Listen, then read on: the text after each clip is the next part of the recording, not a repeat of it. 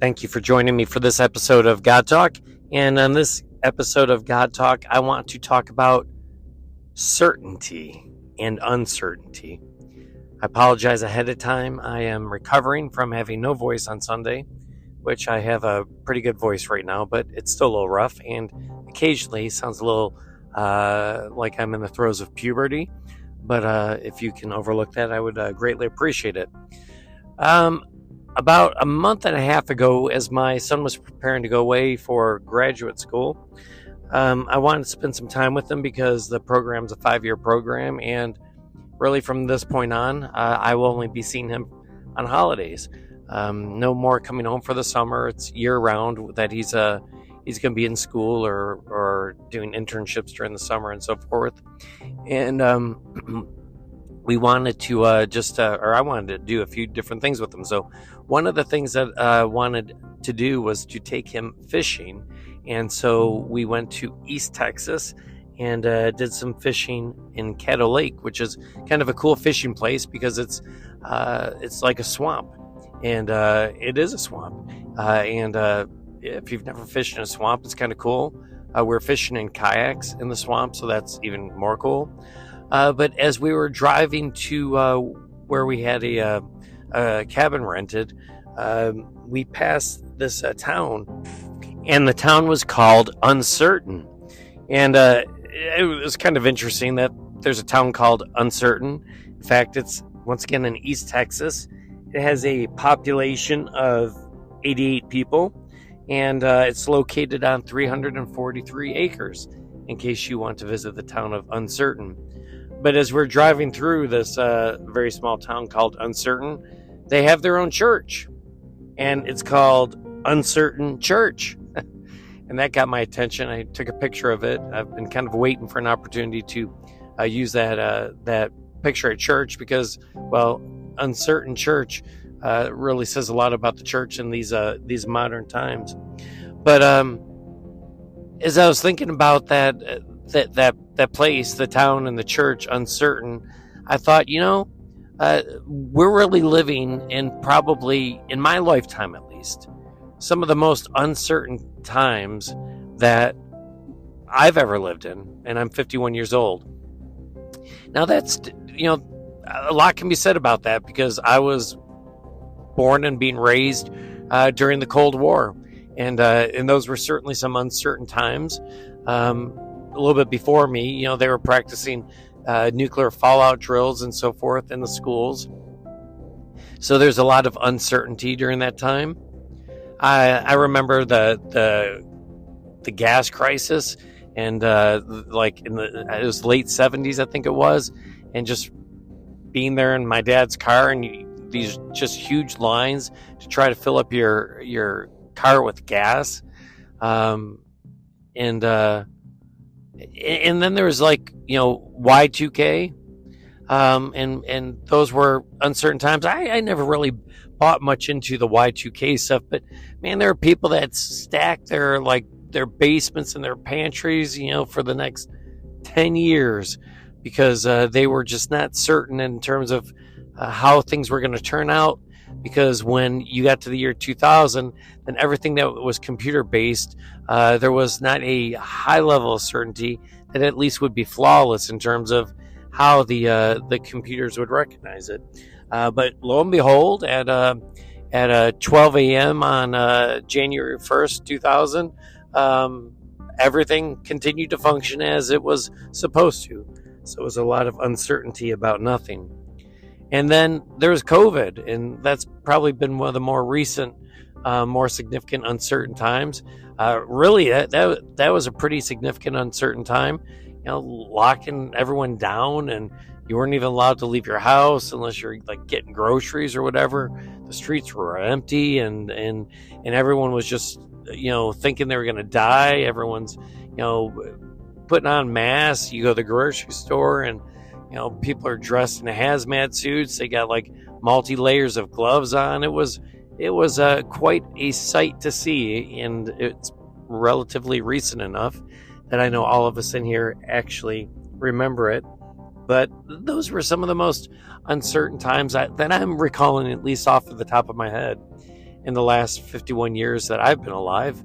But I'm here to tell you that I think we need to prepare for what's going to happen here in 2024, because I think 2024 has the potential to be way more uncertain than COVID, way more uncertain than Y2K, and I don't know. I potentially, in some ways, maybe even rivaling the Cold War. And why am I saying this? I'm saying this because it is going to be a political mess in 2024. You've got one candidate on the Democratic side that's really, I say, leading the field. There's only one person running against him, and that's President Biden. And he's not popular. People don't really like him. Most people don't want him to run again, but he is going to be the Democratic candidate. And then on the other side, you've got ex-president, also call him President Trump, and he's highly unpopular himself. I mean, both of them have some of the most high unpopularity ratings of anyone running for president in, like, I think, modern times, basically. And on top of that, we have these 4 different cases in which Trump has been indicted, all of which have the potential of sending him to prison. And if that happens, there's some people on the far right that just probably will turn things into much like what people do on the far left when they get up in arms about things. And what that's going to look like, whether it's cities burning like we're used to seeing at certain times, or just armed militias, or what that's going to turn out to be. If that takes place, all bets are off. You got a group of people that are thinking, it's time for a civil war. And I think we have all of these like pitfalls that are lying before us in 2024. And depending on how they work out, I'm not sure. I'm not certain how it all works out for our country.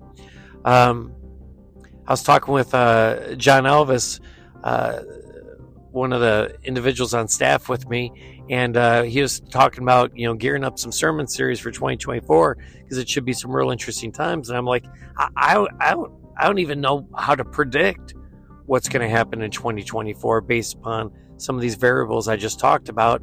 It's a highly uncertain time, and it's just like we're going to have to see how it develops, and then we'll adapt and react accordingly in terms of giving the truth of the message of Jesus Christ and whatever turbulent times that we find ourselves in. Who knows? Maybe I'm blowing this all up for no reason. It's possible Trump's found not guilty on any of those charges, and yet Biden wins re-election. There probably won't be a lot of uncertainty if that goes on. It's possible Trump is found not guilty on all of the different cases that he's being charged with, all the different indictments, and he wins the election. And maybe there's nothing that goes too crazy with that, other than maybe just some burnings in some cities like Detroit or New York or LA or whatever. But we've kind of become used to that. But I'm just saying, like, it has a potential. 2024 has a potential to be a highly volatile and uncertain year. And I guess I'm asking you, are you prepared for that? Are you prepared for that financially?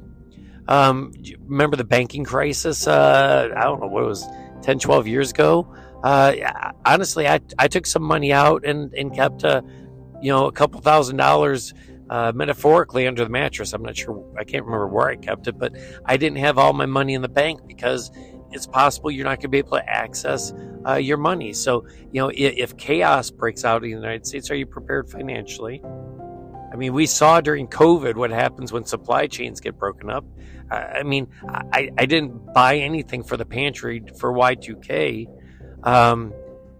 COVID because things were scarce, there was probably a little bit of stocking up that was done. But you probably would do well to have some stuff stocked up in your pantry and be prepared for some turbulent times here in 2024.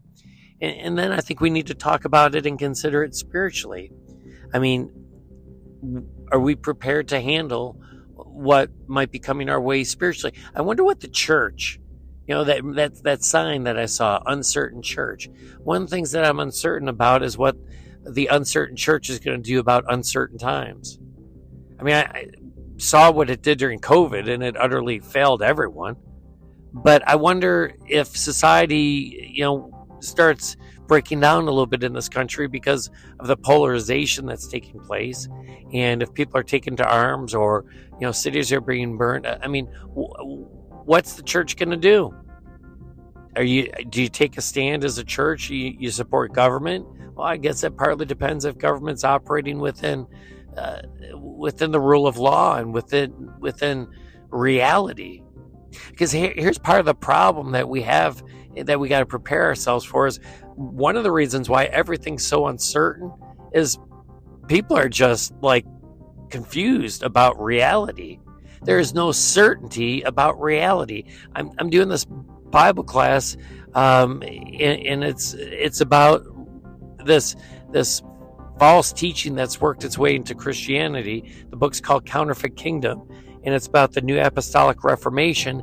And I'm showing every week these different videos from these different things that these prophets and apostles are doing. This last week, I was showing some videos from some revivals that have been going on through the NAR movement. And you have all these like cult-like things going on. People like just randomly laughing, falling on the ground and laughing for no reason. People shaking and jerking like they're literally having a seizure or are possessed by a demon. These prophets, these apostles, these pastors, they're waving their arms and like the force, like everyone's falling down and so forth. There's all of these manifestations that don't even fit anything that's ever mentioned in the Bible when the Spirit of God works, because the fruit of the Spirit, one of them is self-control. God is a God of order and discipline. There's one of these guys that was big in the NAR movement, and he was this faith healer, but he was like a Sam Kinison, if you remember Sam Kinison, who would scream and yell at people. But not only would he scream and yell at people, but like he would punch people in the chest. He would brag about kicking people in the chest as they come up. And I kicked them in the chest and their cancer is gone. I took this old lady and her hips weren't working, and I just started banging her legs on the stage. Bang, bang, bang. I mean, he's telling these stories. And these people are accepted as like being holy men of God, doing the work of God. How can that be? I mean, they drive like extremely expensive cars. They live in mansions. They fly, and they some of them have multiple airplanes, and people are willing to overlook that, and that just doesn't like bother them. It's because people are so uncertain about what even reality is, and that's with everything in society. It used to be we used to know what was real, what was fake. Now we don't even know what's real and fake with what AI can do and so forth. You used to like hear a story on the news and like you could judge like, all right, if the guy robbed a bank, he robbed a bank. But now it's like, well, he robbed a bank, but that bank was really a supporter of someone that was associated with the far right or the far left. So it wasn't really robbing the bank. It was taking back what belonged to theirs. And people rationalize this way on both sides of the political spectrum, in which they deny reality. And I'm telling you, it's coming to a head. I think it is, at least. I don't claim to be a prophet, but I think we need to prepare ourselves at least for that. There's a good possibility that in 2024, we're going to have a fair amount of uncertainty. They used to say that the only thing that was certain was death and taxes. And I think both of those are still fairly certain, at least the death part is. But I think we all probably should realize that there's another certainty that awaits us, and that is we're going to stand before the judgment throne of God. And when we stand before the judgment throne of God, we're going to be judged, we're told, according to our deeds. And when our deeds is to deny reality and to claim uncertainty, when any common sense would give you certainty on an issue, but we just choose to see it a different way. Kind of like, once again, if like people are going around quacking like a duck, having tremors and seizures and whatever in the name of Christ Jesus, and laughing and then being like drunk in the spirit where they're staggering around. I'm telling you, this stuff goes on in churches all the time. I think you're going to have to give an account why you think that that's appropriate, that is some kind of proper and acceptable manifestation for worshiping God. And there is no answer for that as we give account for our deeds. But in the same way, when we deny reality in the political spectrum or just in society in general because of our own biases or like the sides that we choose to align ourselves with, and we tolerate injustice for the sake of different things that fit our ideological or political bent, we're going to have to answer to that too. So I guess I want to encourage everyone with these words is like, in the end, even though we don't know what tomorrow's going to bring, and there's a fair amount of uncertainty about the coming year, we know that we will stand before our God. We will have to give an account. But thanks be to God through Christ Jesus that ultimately our salvation is found through the sacrifice of Christ on the cross. And so we're not going to be perfect in all the decisions we make, in how we think and how we talk and how we operate. I get that. But we also can't live in denial. We can't live in denial of truth and reality. Scripture says that we shall know truth, and that truth will set us free. Open your eyes and see the stuff that just doesn't make sense, and don't be so biased by how you want the world to be or how you think the world is, that you're no longer able to see reality. Because in the end, there's so many people that have so much influence over us. We see this in the church with pastors, but we certainly see it in the government, and we see it in the media. And it works on both sides of the aisle. It's nothing short of brainwashing. We see it in artificial intelligence. Like, at some point, we've got to turn it all off.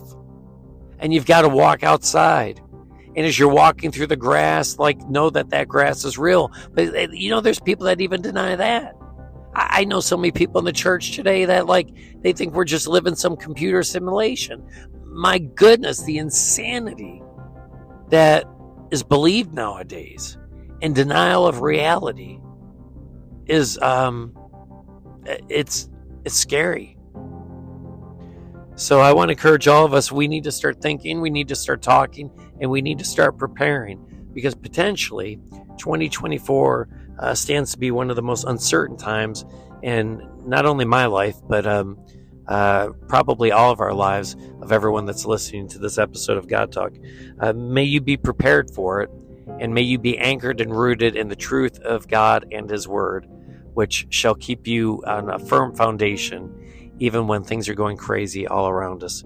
Thanks so much for listening to this episode of God Talk. I hope all of you have a wonderful rest of your day. God bless.